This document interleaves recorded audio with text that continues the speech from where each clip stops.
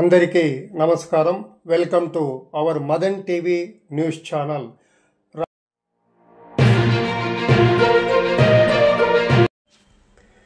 నేటి ప్రాధాన్యమైన అంశాన్ని పరిశీలిస్తే రాష్ట్ర ఆర్&బి మినిస్టర్ బీసీ జనార్దన రెడ్డి రహదారుల నిర్మాణ పనులను ఆకస్మిక తనిఖీ నిర్వహిస్తున్న విషయం తెలిసిందే.